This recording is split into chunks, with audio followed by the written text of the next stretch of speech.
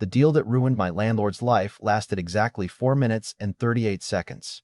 I know because I was standing across the street watching the whole thing unfold with a cup of burnt gas station coffee in my hand. He thought he was about to hand over the keys to a beautiful, fully renovated commercial space and collect a fortune in rent from his new tenant. Instead, he opened the front door to an empty concrete shell that looked like it had been abandoned for decades. And the look on his face was something I'll probably remember for the rest of my life. Looking back now, people always ask me if I planned the whole thing from the beginning. And the truth is, no. I just refused to let someone steal 10 years of my life because they thought a contract was something you only skimmed when money was involved. 10 years earlier, nobody wanted that warehouse. It sat on the edge of an old industrial district outside Columbus, Ohio, surrounded by cracked pavement, rusted chain-link fences, and abandoned loading docks that looked like they belonged in another century. The roof leaked every time it rained. Half the windows were boarded up. There wasn't a working HVAC system anywhere in the building, and the electrical panel looked like something rescued from a museum. Most people walked inside once, took one look around, and walked right back out. I did the opposite. I stood there for almost an hour imagining what it could become. I wasn't rich, far from it. I had spent years roasting coffee in somebody else's business, saving every extra dollar I could while dreaming about opening a specialty roasting company of my own. My wife, Emily, thought I was slightly crazy when I told her I wanted to rent the place. She laughed, looked at the pictures, then looked at me and said, "You don't see a warehouse, do you?" I smiled and told her, "No, I see what it could be." The owner back then was an older gentleman named Walter Pierce. Walter had owned the property forever and never pretended it was worth more than it was. He walked me through the building wearing muddy boots and apologized every few minutes for another broken pipe or another rotten beam. Before we signed anything, he said something that stuck with me. "Kid, if you're willing to put your heart into this place, I won't stand in your way." He offered me a long lease with affordable rent because, as he put it, an occupied building was worth more than an empty one. We sat in folding chairs using an upside-down bucket as a desk while signing the paperwork. It wasn't glamorous, but it felt like the beginning of my future. Over the next decade, every spare dollar I earned went right back into that building. Friends came over on weekends to help pour concrete. My brother spent 3 straight Saturdays running electrical conduit through walls that hadn't been touched since the 70s. Emily painted until her shoulders hurt, then came back the next morning and painted some more. We replaced plumbing, reinforced support beams, installed a commercial ventilation system that cost more than my first house, built custom wood counters from reclaimed oak, upgraded lighting, polished concrete floors, and slowly transformed an abandoned warehouse into one of the busiest coffee roasting facilities in the county. Customers loved watching beans roast through the giant viewing windows. Local musicians played there on Friday nights. Small business owners met there every Tuesday morning. Kids who used to ride skateboards through the empty lot now brought their parents in for hot chocolate every winter. Somewhere along the way, that building stopped feeling like rented property and started feeling like home. Walter would stop by every few months, drink a cup of coffee, smile, and tell me I'd made the old place worth saving. I honestly believed I'd spend the rest of my career there. Then Walter passed away. A few months later, the property quietly changed hands. Nobody from his family called me. Nobody asked about the business. One morning, a black luxury SUV pulled into the parking lot, and a sharply dressed man stepped out wearing shoes that probably cost more than my monthly mortgage payment. His name was Graham Holloway. He introduced himself with a confident handshake that somehow felt rehearsed. "Looks like you've done well for yourself," he said while slowly looking around the shop. I thanked him. He never complimented the coffee, never asked about my employees, never asked how long we'd served the neighborhood. His eyes stayed on the equipment, the renovations, the packed parking lot, calculating. Before leaving, he smiled and said, "We'll be talking soon about your lease." It sounded polite enough at the time, but something about the way he said it left a knot in my stomach that refused to go away. I ignored it for weeks, telling myself I was overthinking things. I wanted to believe a businessman would recognize the value of keeping a successful tenant. I had no idea Graham wasn't interested in renting to me at all. He had already decided that everything my family and I had spent 10 years building would soon belong to him. The meeting happened the following Tuesday afternoon. Graham didn't invite me into his office because he didn't have one yet, so we sat at one of the cafe tables my wife had refinished years earlier. It was strangely fitting that he chose to deliver bad news while sitting at something my family had built with our own hands. He slid a fresh lease across the table without saying much. I glanced at the first page, then flipped to the section that listed the monthly rent. I honestly thought I was reading it wrong. I looked again, then a third time. The number was just over 3 times what I'd been paying. I looked up and laughed, not because it was funny, but because it was so absurd that my brain needed a second to catch up. "This has to be a mistake," I said. Graham leaned back, folded his hands, and smiled like a salesman waiting for a customer to accept the inevitable. "No mistake. That's the new market rate." I explained that there wasn't a coffee business anywhere nearby paying numbers like that, that commercial rents in the district simply didn't support it, and that even successful shops would struggle. He shrugged. "Someone else already agreed to it." That sentence caught my attention. "Someone else?" He nodded toward the roasting equipment behind me. "There's a company from Cincinnati looking for a turnkey operation. They love this place." He emphasized the words "this place" in a way that suddenly made everything click. He wasn't raising my rent because he wanted more money from me. He was raising it because he wanted me gone before the other tenant arrived. He had already sold them on the dream that Emily and I had spent 10 years creating. I asked him one simple question. "What happens to everything in here if I leave?" His smile widened just enough to tell me he had rehearsed this conversation. "Anything attached to the building stays with the building." He casually waved toward the custom lighting, the ventilation system, the plumbing, the electrical upgrades, the woodwork, almost like he was already showing the space to someone else. "That's how commercial property works." I didn't argue. I simply nodded, thanked him for his time, folded the lease, and walked outside. The second the door closed behind me, I called Emily. She didn't even say hello before asking. "How bad?" I told her everything.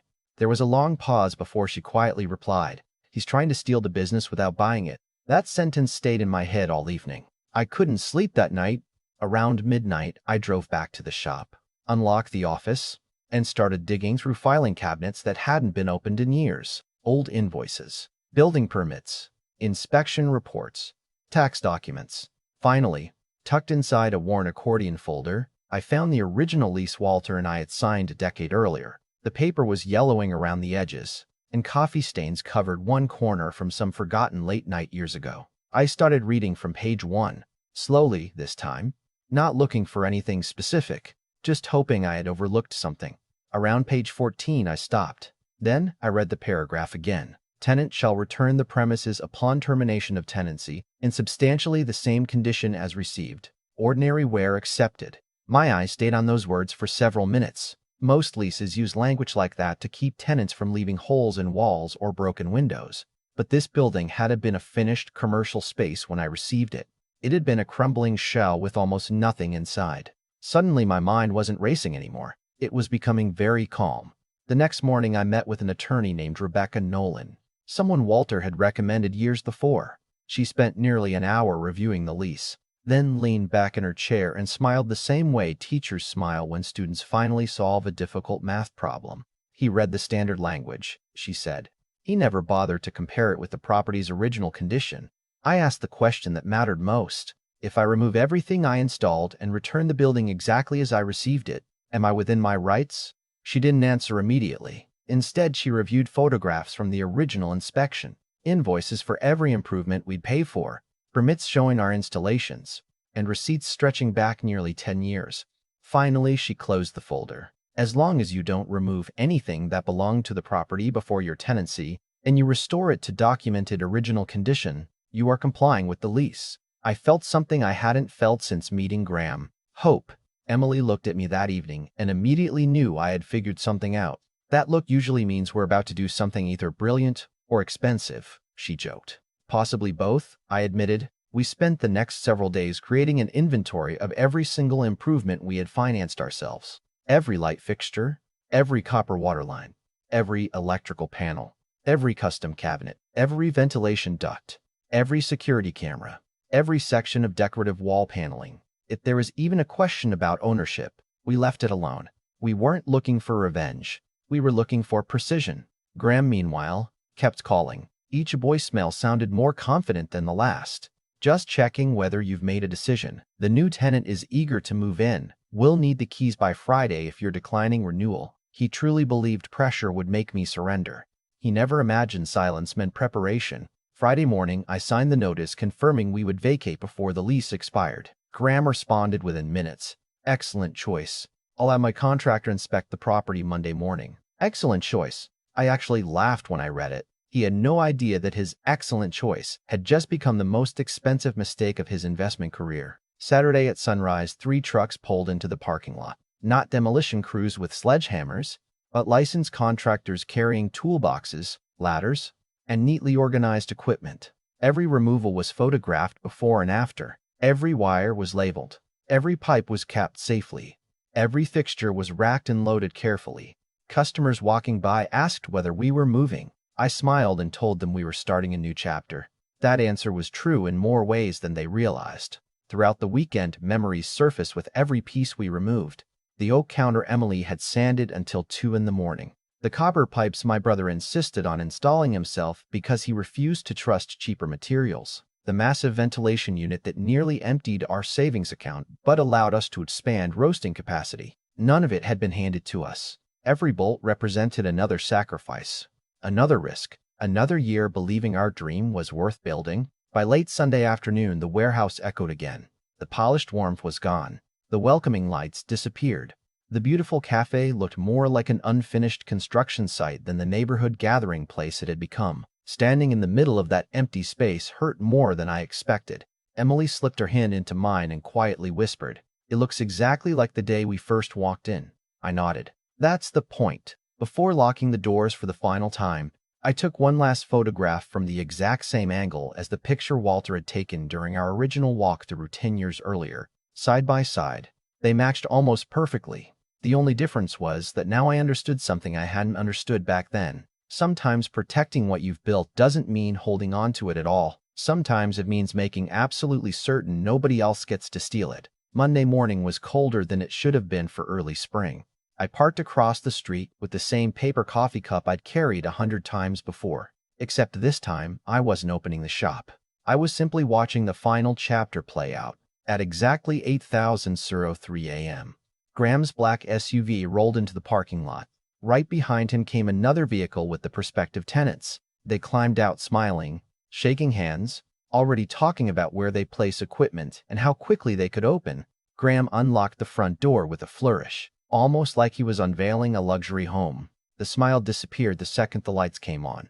There were no warm wood walls, no polished counters, no gleaming copper pipes, no roasting system, no custom lighting, just bare concrete, exposed studs, patched mounting points, and the tired old electrical box that had been there before I ever signed my lease. The silence lasted maybe 3 seconds before one of the prospective tenants finally spoke. "This isn't the space we toured." Graham looked around in complete disbelief, then back at them. No, something's wrong." Another tenant pointed toward the ceiling. "Where's the ventilation system?" Someone else asked about the plumbing. Another wanted to know where the electrical upgrades had gone. Graham pulled out his phone and immediately called me. I let it ring twice before answering. "What did you do?" he shouted before I could even say hello. I looked across the street and watched him pacing inside the empty warehouse.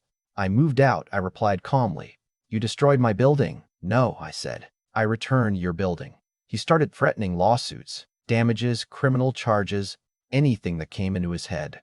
I waited until he finally stopped talking, then said, "Check your email." Rebecca had sent everything 20 minutes earlier. The original lease, the clause requiring the premises to be returned to their original condition, the inspection photographs from 10 years earlier, every permit, every invoice proving which improvements belonged to my business, every removal documented by licensed contractors. There wasn't an emotional argument anywhere in that email, only facts. About an hour later, Rebecca called me. Graham's attorney had reached out requesting copies of additional records. That was the first sign they had finally read the contract carefully instead of assuming they already knew what it said. 2 days later, I received another call. This time, the tone was completely different. Graham wanted to work something out. Funny how quickly confidence disappears when paperwork replaces assumptions. I declined the meeting. There wasn't anything left to negotiate. We'd already moved into a temporary location while designing a larger facility we'd actually own instead of lease. Starting over wasn't easy. We had weeks of reduced production, customers asking where we'd gone, and plenty of nights wondering whether we'd made the right decision. But every employee stayed with us. Customers followed us. The community showed up in ways I'll never forget, bringing food while we rebuilt, sharing our story, reminding us that the business had never really been about a building. It had always been about the people inside it. The old warehouse stayed empty for a long time. From what I heard, every prospective tenant expected a move-in-ready commercial space, and every estimate to rebuild it came back far higher than Graham anticipated. The renovations he thought he was getting for free turned out to be the most expensive part of the entire property. Eventually, he sold the building for less than he paid, and someone else took on the challenge of restoring it all over again. Every now and then, someone asks if I regret not leaving everything behind. My answer is always the same. If Graham had approached me honestly, if he'd said, "Let's find a number that works for both of us," we probably would have reached an agreement. I loved that building. I would have stayed for years. But the moment someone decides your hard work belongs to them simply because they now hold the deed, the conversation stops being about business. It becomes about respect. Contracts matter. Integrity matters even more. If there's one lesson this whole experience taught me, it's that greed usually isn't defeated by anger. More often, it's defeated by patience, preparation, and reading every single page before you sign your name. So now I'm curious what you think. If you had been in my position, would you have removed every improvement you paid for? Or would you have walked away and let the landlord keep it? And if you were the property owner, do you think Graham got exactly what he deserved? Or did I take things too far? Let me know in the comments. I'd really like to hear where you draw the line between protecting what's yours and getting even. If you enjoyed this story, don't forget to like the video, subscribe, and share it with someone who always says the fine print never matters. Because sometimes one overlooked sentence changes everything.